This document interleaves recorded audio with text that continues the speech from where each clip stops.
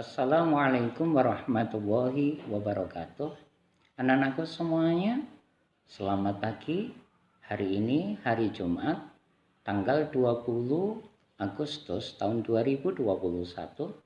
Kalian kembali bertemu dengan Pak Aris dalam program pembelajaran daring kelas 4 Muhammad Yamin, khusus untuk kalian absen 16 sampai dengan 31. Hari ini kita akan membahas materi IPA pada modul spekta kalian. Namun sebelum kita memulai kegiatan belajar itu, terlebih dahulu marilah kita berdoa, memohon kepada Allah yang Maha Kuasa agar senantiasa diberikan kesehatan lahir maupun batin dan kemudahan dalam menuntut ilmu. Berdoa mulai.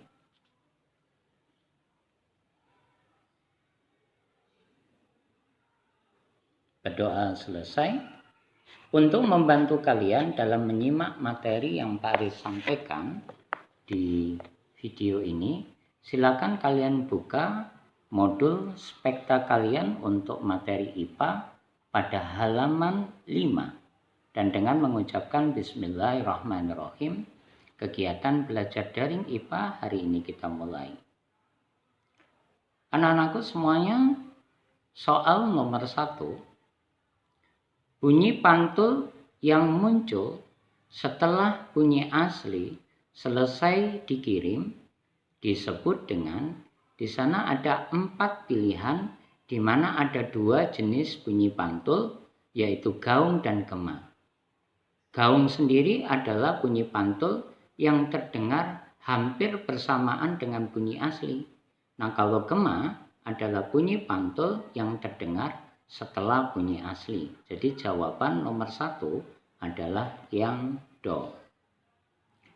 Berikut ini ruang yang tidak perlu dilapisi benda lunak agar tidak terjadi gaung.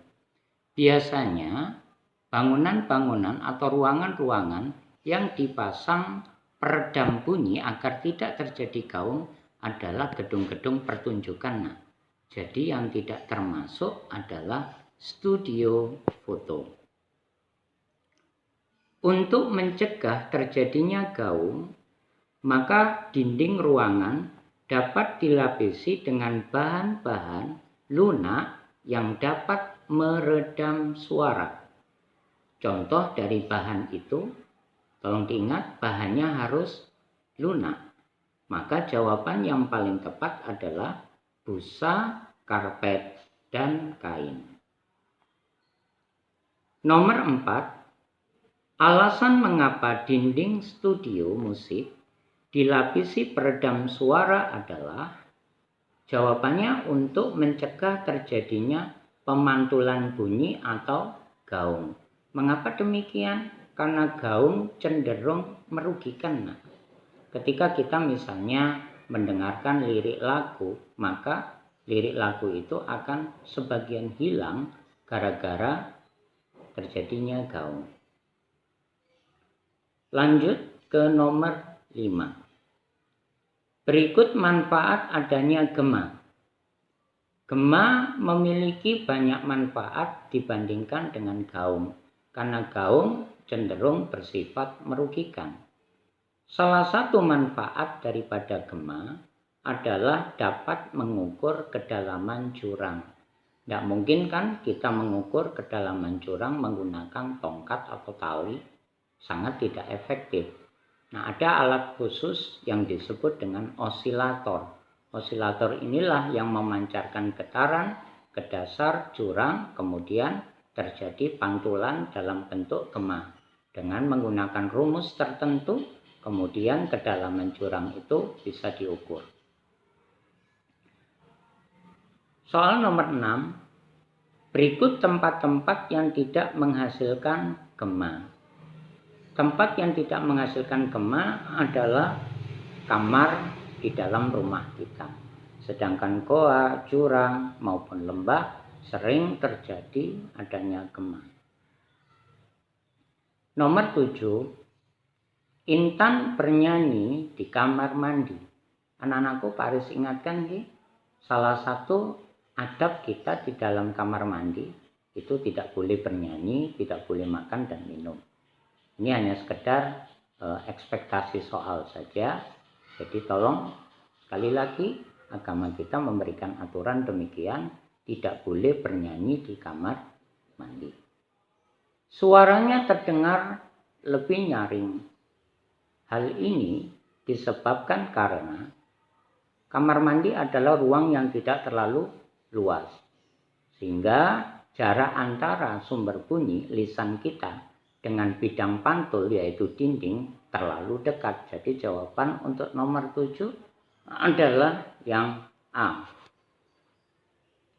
Nomor 8. Contoh peristiwa bunyi pantul yang memperkeras bunyi asli adalah Siva berbicara di dalam ruang kosong yang tertutup. Sekali lagi, kalau kita berbicara di suatu tempat yang sempit, justru suara yang terdengar akan jauh lebih keras dari biasanya. Contoh ketika kamu meletakkan kedua tanganmu seperti ini, suara yang dihasilkan berbeda kan? Nah, ini contoh ya, pantulan suara yang memperkeras bunyi asli. Selanjutnya, perhatikan gambar. Dokter sedang mendengarkan detak jantung pasien melalui stetoskop. Hal ini membuktikan bahwa bunyi merambat melalui benda. Stetoskop adalah termasuk benda padat.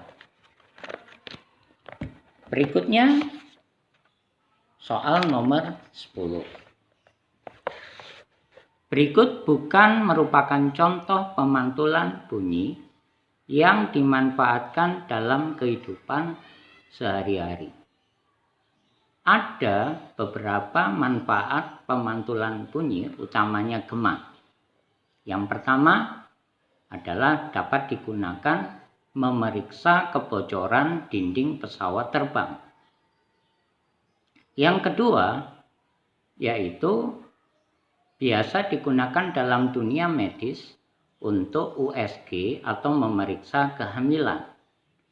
Yang ketiga, manfaat gema adalah dapat digunakan untuk mengukur kedalaman goa, kedalaman laut, maupun kedalaman jurang.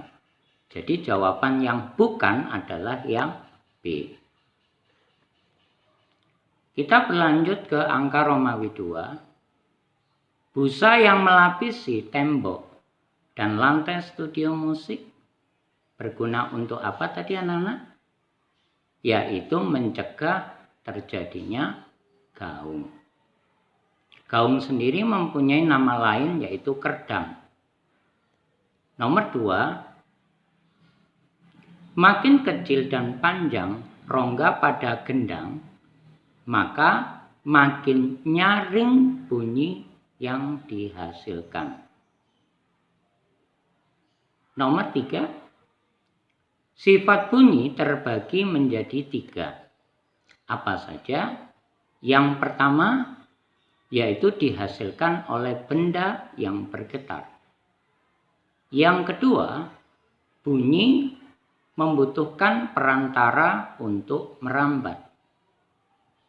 Dan yang ketiga, bunyi dapat dipantulkan. Jadi sekali lagi sifat bunyi dibedakan menjadi 3. Nomor 4, benda-benda yang dapat menyerap bunyi seperti karpet, seperti gabus, busa, dan kain biasa disebut dengan peredam bunyi. Nomor 5, Wahyu berteriak di sebuah ruangan tertutup. Akibatnya bunyi terdengar lebih keras. Hal tersebut dikarenakan bunyi dipantulkan oleh dinding yang jaraknya sangat dekat. Baiklah anak-anakku, untuk soal isian singkat angka Romawi 2 sudah Pak Aris bahas. Kita lanjut ke soal uraian. Nomor 1, sebutkan jenis bunyi pantul. Dalam konsep IPA ada 3 jenis bunyi pantul. Yang pertama, bunyi pantul yang memperkeras bunyi asli. 2, gaung atau kerdang.